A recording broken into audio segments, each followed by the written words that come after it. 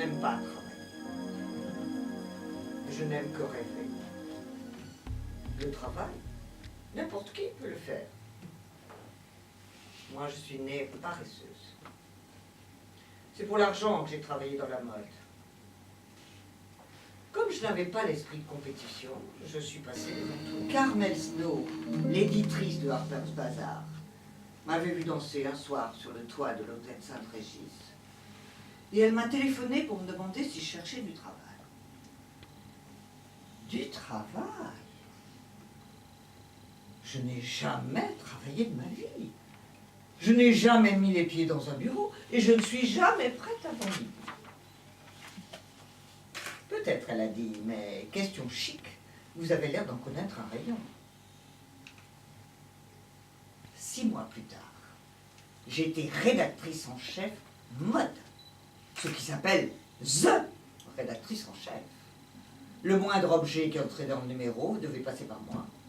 Que ce soit une boucle, une gaine, la longueur des pulls, le choix des tissus, et tout y coin.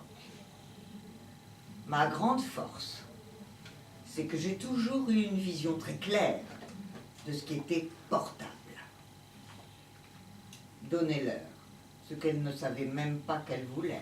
Je n'ai plus Dieu, parce que j'ai dû regarder entre 4 et 5 000 photos par jour.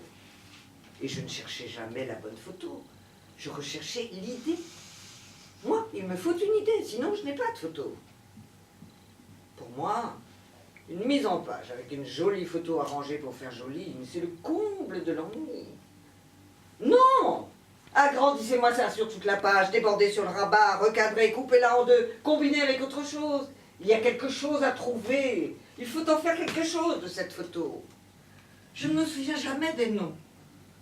Au point que je me suis fait faire un scanner du cerveau pour en avoir le cœur net. Le docteur m'a dit, après tout, c'est votre argent, Diana. Non, j'ai dit, c'est plutôt ma mémoire. Oh, mais la meilleure, c'est que je suis retournée au printemps dernier pour une radio du poumon. J'arrive et je dis à l'infirmière, oh, mais je suis déjà venue, non? Oh oui, elle me dit, on se souvient très bien de vous. Et j'étais venue pourquoi, je demande? Un scanner du cerveau, elle dit. Impossible de me souvenir de ce nom. Allô? Ya? Qui appelle? Oui, c'est moi, Ted. Comment va? Oh, formidable, un voyage de rêve. Ce matin. Mais oui, oui, je l'ai eu. C'est tellement gentil de penser à moi. Eh bien, j'aime beaucoup le Metropolitan Museum. C'est un des plus beaux musées du monde. Et... Pardon? À vrai dire, je n'ai plus bien tous les détails en tête. Mais bien sûr, le département du costume. Quelle bonne idée! Je ne savais même pas que ça existait. Quand on va au Met, il y a tellement de choses à voir. Oui, c'est sûr que c'est un job en or pour quelqu'un. Oui. Es gibt nichts zu essen. Rien pour dîner? Nein. Et les boulettes qu'elle devait nous amener? Es gibt keine Buletten. Oh là là là là là là! Inganovitch, Ja. j'ai une idée. Vous allez appeler Mortimer's, vous savez, le restaurant.